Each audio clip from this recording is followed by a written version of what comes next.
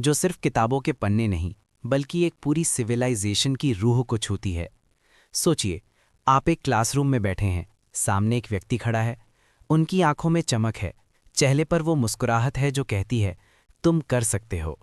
वो आपको बोर्ड नहीं पढ़ा रहे, वो आपको सपना देखना सिखा रहे हैं। वो कहते हैं अगर तुम्हारे अंदर आग नहीं है तो तुम कभी रॉकेट नहीं बना सकते।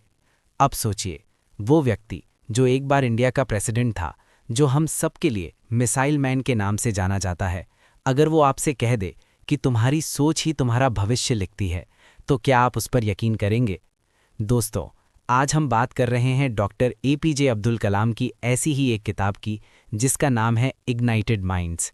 ये सिर्फ किताब नहीं है, ये एक ब्लूप्रिंट है, एक ऐसे इंडिया का ब्लूप्रिंट जो नहीं मानता कि कुछ भी नामुमकिन है। और आज मैं आपको इस किताब के उन 20 मिनट के सफ़र में ले चलूँगा जो आपकी सोच का इंजन स्टार्ट कर देगा।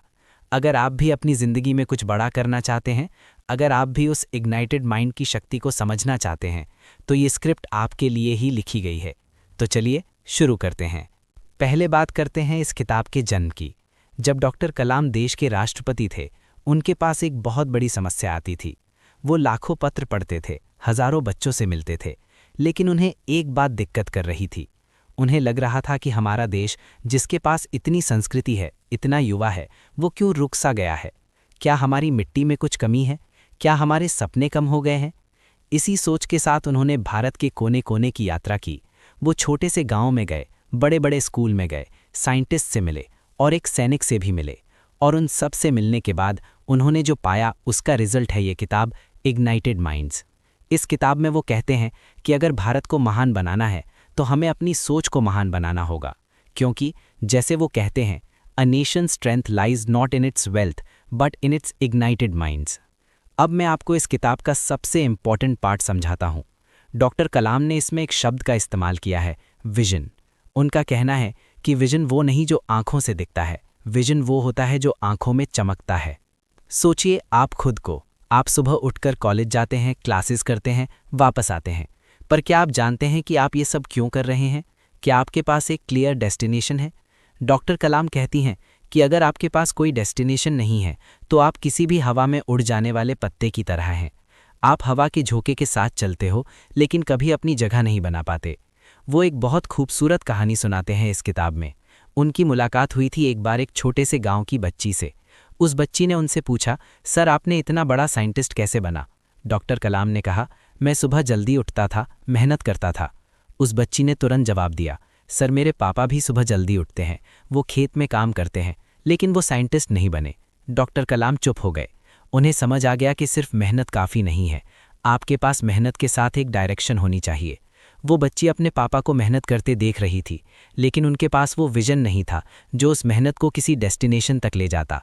इसलिए पहला लेसन जो इस किताब से मिलता है, अपने क्यों को डिफाइन करो। तुम क्यों पढ़ना चाहते हो? तुम क्यों बनना चाहते हो? अगर ये क्यों क्लियर है तो दुनिया की कोई भी आंधी तुम्हें नहीं रोक सकती।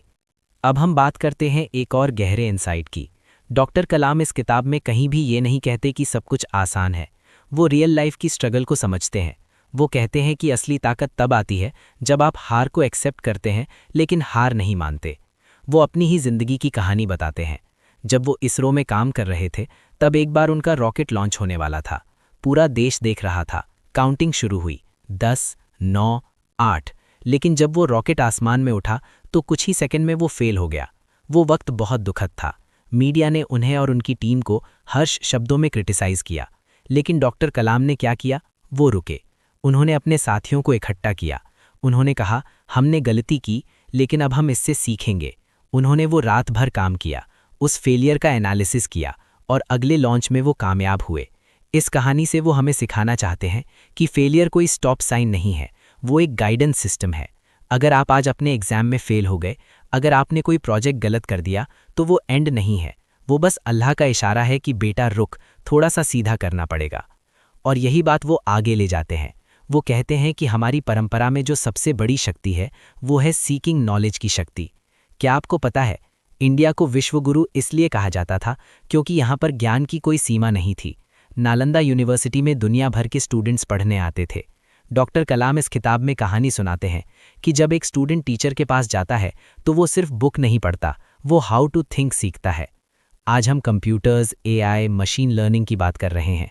ये सब टेक्नोलॉजीज़ बाहर से आईं, लेकिन डॉक्टर कलाम का कहना है कि हमें टेक्नोलॉजी अडॉप्ट करनी चाहिए, लेकिन उसके साथ अपनी वैल्यू सिस्टम को नहीं भूलना चाहिए। उनका एक डायलॉग है जो मुझे बहुत पसंद है।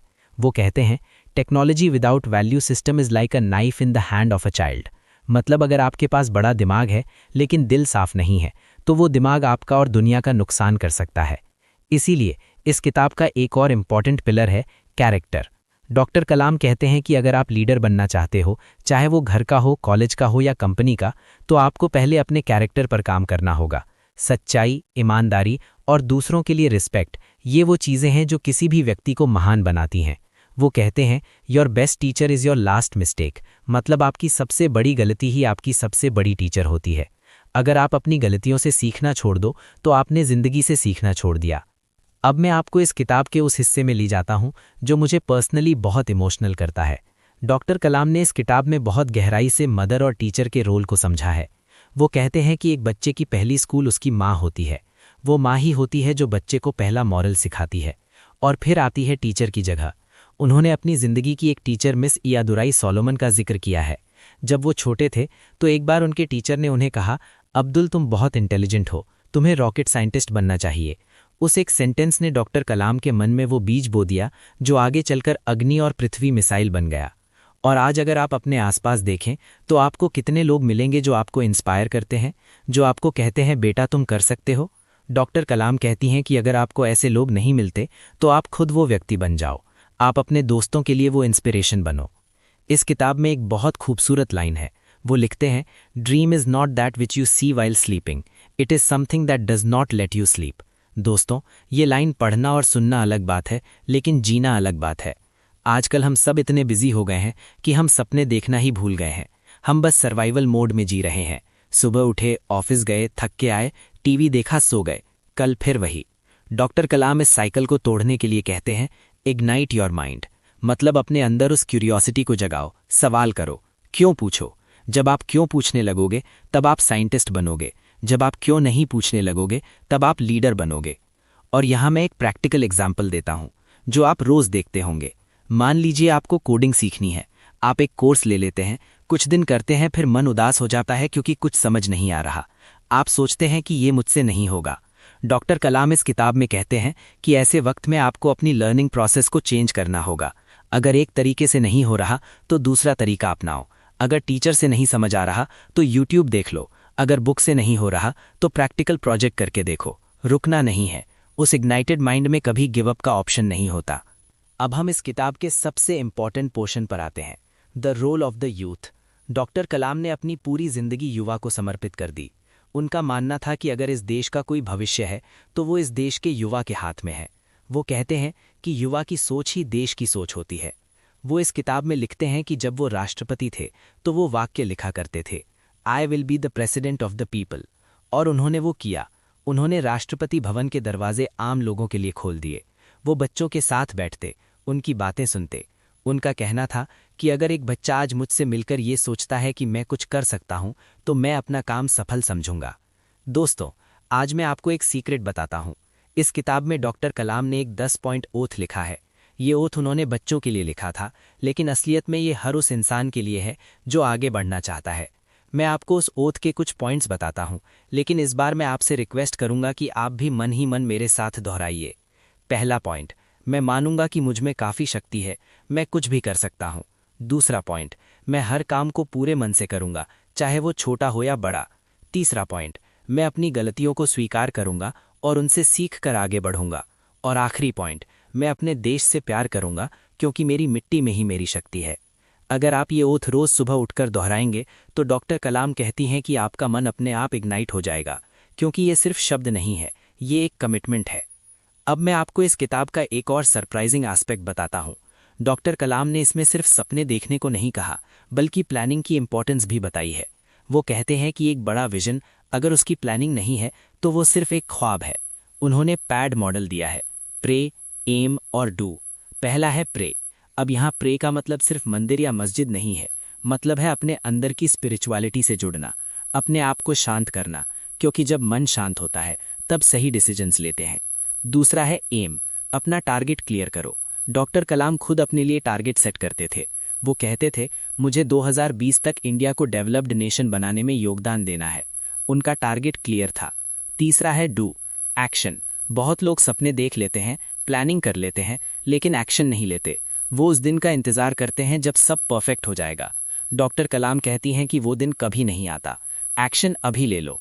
मुझे यहाँ एक रियल लाइफ एग्जाम्पल याद आता है। सोचिए कि आपको फिटनेस एंथुजियास्ट बनना है।